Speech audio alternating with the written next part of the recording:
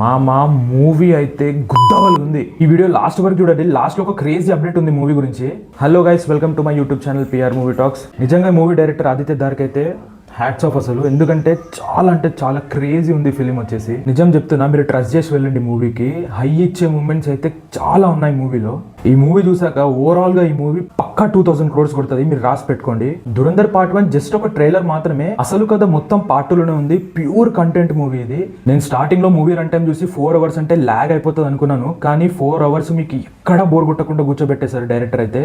And వాళ్ళ actors performance అయితే ఒక్కొక్కరు పీక్ యాక్టింగ్, ప్రతి ఒక్కరి క్యారెక్టరైజేషన్ అండ్ ప్రతి ఒక్కరి పర్ఫార్మెన్స్ అయితే టాప్ నాచ్. అసలు నేను చెప్తున్నా కదా, వర్త్ వాచ్ మూవీ. మీరు మీ పేరెంట్స్ తో వెళ్ళొచ్చు, మీ పిల్లల్ని తీసుకొని వెళ్ళొచ్చు. జస్ట్ ఏ సర్టిఫికేట్ ని చూసి ఎటువంటి వల్గారిటీ సీన్ లేకుండా చాలా నీట్గా ఉంది. జస్ట్ వాయిలెన్స్ ఒకటే ఉంది. సో వాయిలెన్స్ కూడా న్యాయం కోసం వాయిలెన్స్ చేస్తాడు కాబట్టి అసలు మనకు అది నార్మల్ వాయిలెన్స్ లాగా అనిపించదు. ఎందుకంటే మనం మోస్ట్లీ అన్ని ఓటీటీలో చూస్తూ ఉంటాము ఎంత వాయిలెన్స్, ఎంత క్రూవల్ కిల్లింగ్ అనేది ఉంటుందో. సో ఈ మూవీలో ఎటువంటి వల్గారిటీ సీన్ లేకుండా ప్రతి ఒక్కరు ఎంజాయ్ చేస్తారు మూవీని. నేను నైట్ 9:30 PM వెళ్ళిన షోకి, బయటకు వచ్చే వరకు 1:47 అయింది. కానీ నేను బయటకు వచ్చినాక చూస్తే ఆడియన్స్ లో చాలా మంది ఫ్యామిలీస్ తో వచ్చారనమాట. సో అంత ఎక్కింది ఆడియన్స్ కి కూడా. సో మూవీ వచ్చేసి ఈ మూవీ బాలీవుడ్ మూవీ అయితే అస్సలు కాదు. It's a purely Indian film భయ్య.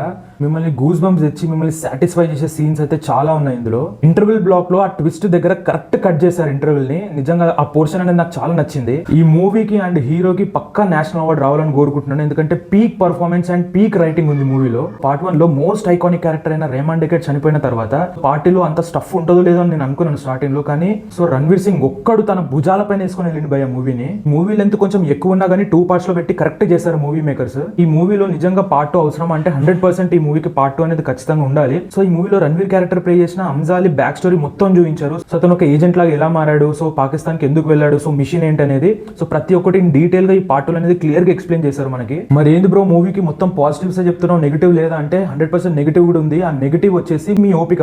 మీకు ఓపిక లేకపోతే మీరు మూవీ థియేటర్ నుంచి వెళ్ళిపోతారు. So based on your patience మూవీని అయితే ప్రతి ఒక్కరు ఖచ్చితంగా ఎంజాయ్ చేస్తారు, ఏజ్ లిమిట్ లేకుండా. అండ్ ఈ మూవీలో లాస్ట్ లో వచ్చే ట్విస్ట్ ఉంటది భయ్య. నిజంగా చెప్తున్నా కదా, అసలు ఎవ్వడు ఎక్స్పెక్ట్ చేయడు.